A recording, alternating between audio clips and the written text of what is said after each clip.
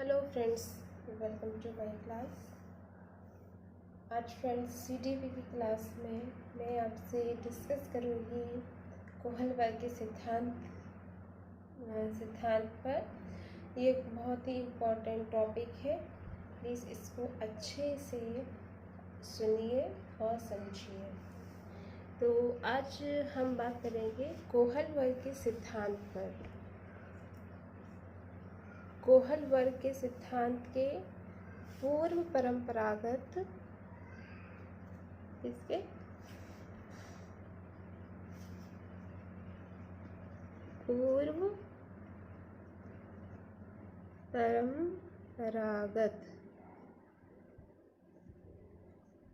कोहल वर्ग के सिद्धांत के पूर्व परंपरागत स्तर के अनुसार जो कोहल वर्ग ने बालक का नैतिक विकास बताया है, कोहल वर्ग ने बालक का नैतिक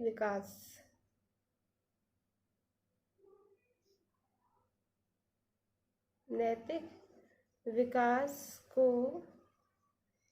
3 सोपानों में बांटा है। कितने सोपानों में बांटा है फ्रेंड्स? 3 सोपानों में। कोहल वर्ग के सिद्धांत के पूर्व परंपरागत स्तर के अनुसार बालक का जो नैतिक विकास होता है वो कोहल वर्ग ने 3 सोपानों के अंतर्गत बताया है। आपको ये फ्रेंड्स याद रखना होगा, जो कोहल वर्ग ने नैतिक सिद्धांत का विकास बताया है पूर्व परंपरागत स्तर के अनुसार, वो 3 सोपानों के अंतर्गत बताया है। जो पहला क्या होता है? फर्स्ट होता है आत्म केंद्रित निर्णय। आत्म केंद्रित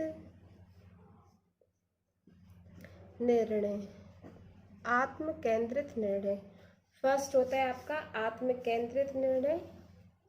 सेकंड होता है दंड तथा आज्ञा पालन।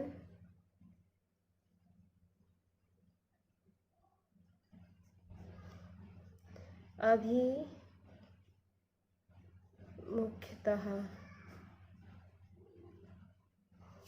फर्स्ट होता है आपका आत्म केंद्रित निर्णय, सेकंड होता है दंड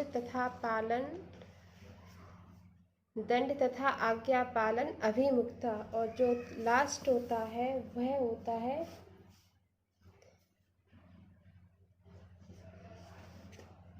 यांत्रिक सापेक्ष अभिमुखतः।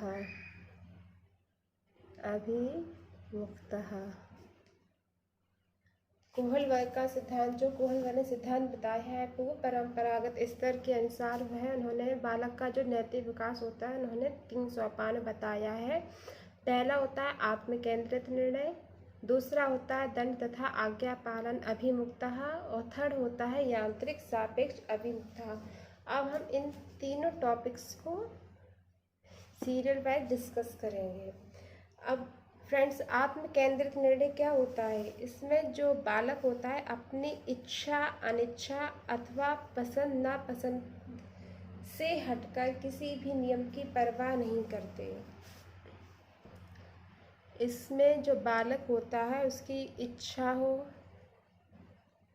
या अनिच्छा हो, मीन्स इच्छा ना होना, या पसंद अथवा नापसंद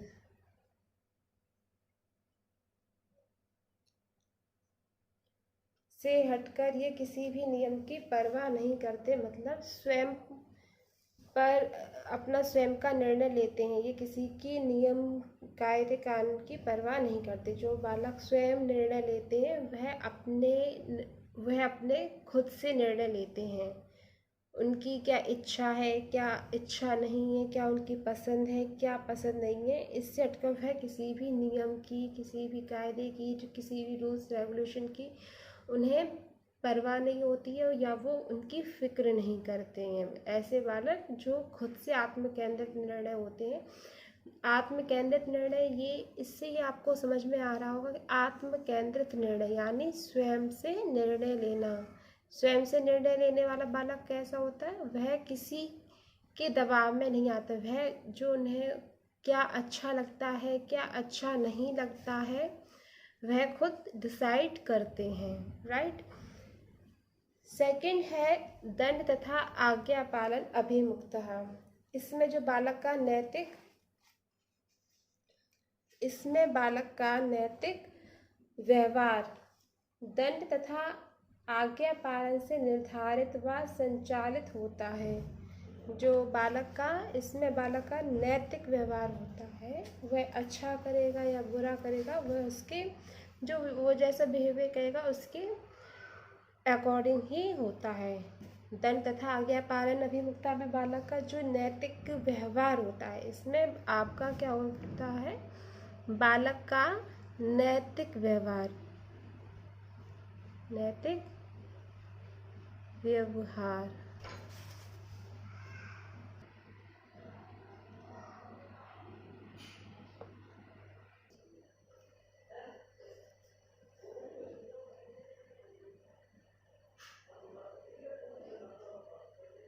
फ्रेंड्स, आपको समझ में आ गया होगा दंड तथा आज्ञा पालन अभिमुक्ता में। इसमें जो बालक का जो नैतिक व्यवहार होता है, उसके अनुसार अगर उसे दंड या आज्ञा पालन से निर्धारित व संचालित होता है। जो बालक का जो नैतिक व्यवहार होता है वह दंड से या आज्ञा पालन से निर्धारित होता है या क्या होता है? संचालित होता है। और ये आपको समझ में आ गया। जो तीसरा लास्ट पॉइंट है यांत्रिक सापेक्ष अभिमुक्तः। इस स्तर में जो बालक होते हैं वो कैसे होते हैं?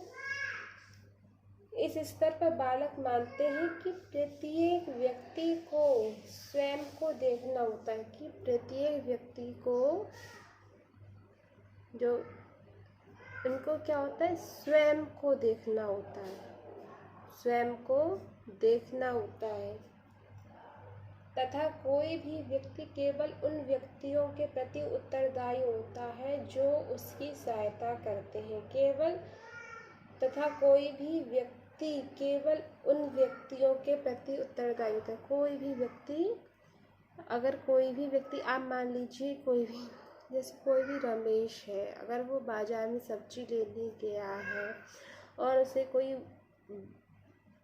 वृद्ध मिलता है तो वह उसकी मदद करता है, ठीक है। सब्जी लेने गया क्योंकि वृद्ध सब्जी लेके आ रहा तो वह उसकी मदद करता है, उसको सब्जी लेके दे देता है, उसकी हेल्प करता है, तो वह केवल उन्हीं व्यक्तियों के प्रति उत्तरदायी होता है। अब जो ये व्यक्ति है, ये केवल अब इस वृद्ध व्यक्ति की कुछ रेस्पॉन्सिबिलिटी बनती होगी, तो इसी में ये बताया गया केवल जो व्यक्ति होते हैं उन्हीं व्यक्तियों के प्रति उत्तरदायी होता है जो उसकी सहायता करते हैं, राइट। तो आई होप मैं समझ सकती हूँ कि छोटा सा टॉपिक है कोहल वर्ग का सिद्धांत जो मैंने बताया। को परंपरागत के अनुसार जो बालक का नैतिक विकास होता है वो कोहल वर्ग ने कितने बताए हैं? तो मैं आपको बता चुकी हूँ, 3 बताए हैं। पहला होता है आत्मकेंद्रित निर्णय, दूसरा होता है दंड तथा आज्ञा पालन अभिमुक्ता, तीसरा होता है यांत्रिक सापेक्ष अभिमुक्ता जिसमें व्यक्ति को स्वयं को देखना होता है। और तथा सेकंड पॉइंट ये है कि व्यक्ति केवल उन्हीं व्यक्तियों को देखते हैं जो उनकी मदद करते हैं तथा उन्हीं के प्रति, तो दूसरे व्यक्ति का जो व्यक्ति मदद करता है उसके प्रति उसके कुछ उत्तरदायी होते हैं। तो यही मेन पॉइंट है जो आप समझ गए होंगे। ये आप क्लास में भी समझ सकते हैं। जो बहुत सारे बच्चे पढ़ते हैं लेकिन सभी बच्चे एक दूसरे के बेस्ट फ्रेंड नहीं होते हैं क्लास। तो बेस्ट फ्रेंड कौन से होते हैं? जो उनकी हेल्प करते हैं किसी भी टॉपिक को समझने में, कोई भी प्रॉब्लम होती है तो उसको सॉल्व करने में बेस्ट फ्रेंड, एक फ्रेंड दूसरे फ्रेंड की मदद करता है। तो जो दूसरा फ्रेंड होता है, जो मदद लेता है, तो उसके भी जो उसकी मदद करता है उसके प्रति भी कुछ उसकी रिस्पॉन्सिबिलिटी होती है। नेक्स्ट टाइम अगर जो उसकी मदद कर रहा है उसको ही मदद लेने की आवश्यकता पड़ जाए, सपोज़ कीजिए जैसे अगर उसके पास पेन नहीं है, पेंसिल नहीं है, या वो होमवर्क करके नहीं लाया है, तो आप उसकी हेल्प कर सकते हैं। तो यही पॉइंट इसमें बताया गया है यांत्रिक सापेक्ष अभिमुखता में, कि व्यक्ति को पहले तो उसे स्वयं को देखना होता है, और दूसरा क्या होता है, जो उसकी हेल्प करता है उसको देखना होता है।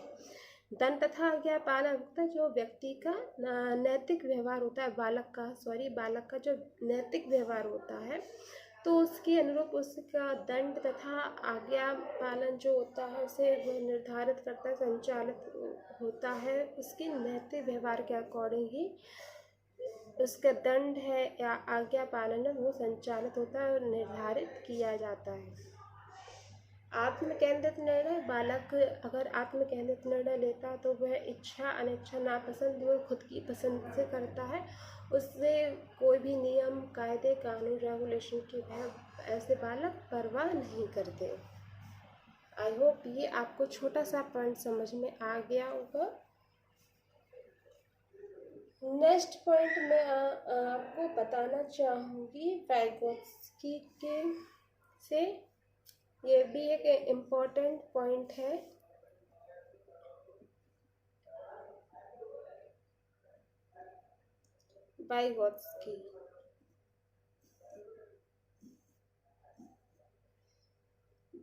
वाइगोत्स्की ने संज्ञानात्मक विकास को सामाजिक सांस्कृतिक सिद्धांत के परिप्रेक्ष्य में देखा है।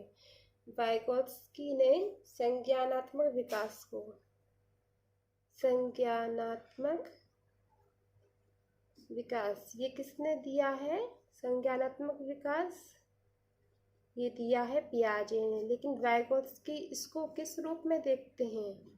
वाइगोत्स्की संज्ञानात्मक विकास को सामाजिक सांस्कृतिक सिद्धांत के रूप में देखते हैं।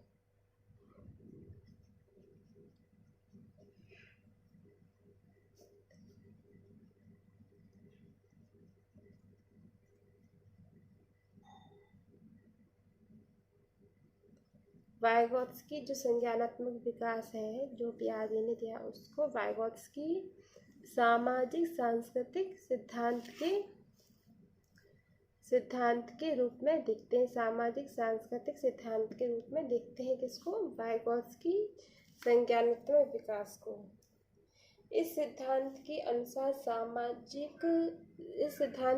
अनुसार जो ये सामाजिक सांस्कृतिक सिद्धांत है किसने दिया है? वाइगोत्स्की ने। किसने दिया है फ्रेंड्स? वाइगोत्स्की ने। वाइगोत्स्की ने कौन सा सिद्धांत दिया है? सामाजिक सांस्कृतिक सिद्धांत, जो किसके रूप में मानते हैं? जो संज्ञानात्मक विकास है उसको वह सामाजिक सांस्कृतिक सिद्धांत के रूप में उन्होंने देखा है। हर मनोविज्ञान की अपनी अपनी फिलॉसफी होती है, तो वो उन्होंने संज्ञानात्मक विकास को सामाजिक सांस्कृतिक सिद्धांत के परिप्रेक्ष्य में देखा है। इस सिद्धांत के अनुसार क्या होता है फिर? संज्ञानात्मक विकास सामाजिक सांस्कृतिक परिप्रेक्ष्य में घटित होता है तथा उससे प्रभावित भी होता है। संज्ञानात्मक विकास सामाजिक सांस्कृतिक परिप्रेक्ष्य से घटित होता है तो और उससे प्रभावित भी होता है। इसमें क्या होता है? जो बच्चे समवयस्क और वयस्कों के साथ सामाजिक अंतःक्रिया के माध्यम से सीखते हैं। जो समवयस्क जो बच्चे होते हैं अपने क्लास के बच्चों के साथ तथा बड़ों के साथ सामाजिक अंतःक्रिया के माध्यम से सीखते हैं।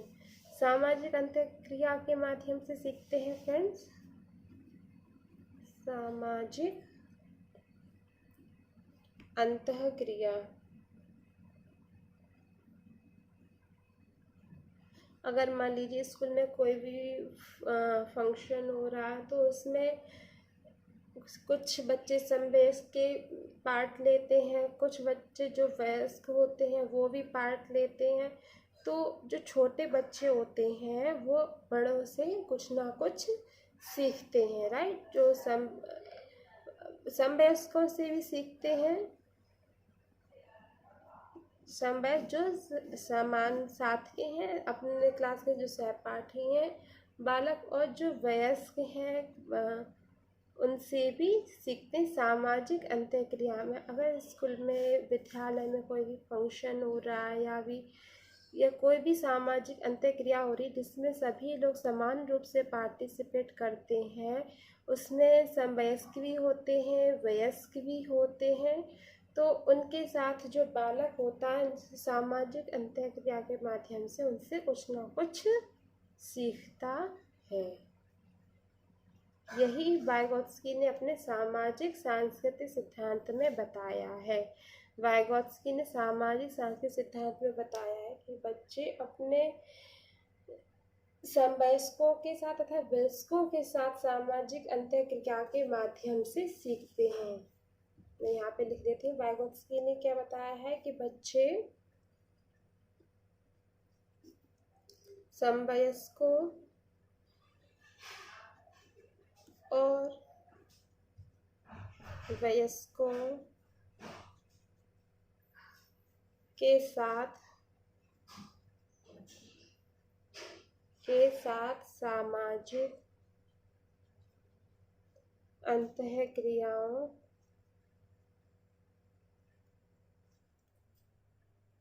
के माध्यम से सीखते हैं। ये वाइगोत्स्की ने अपने सामाजिक सांस्कृतिक सिद्धांत में उन्होंने बताया। आई होप फ्रेंड्स आपको आज की क्लास समझ में आई होगी, पसंद आई होगी। प्लीज़ कमेंट करके ज़रूर बताइए कि आज का सेशन आपको कैसा लगा, और मिलते हैं नेक्स्ट सेशन में, नेक्स्ट वीडियो में। Till then bye bye.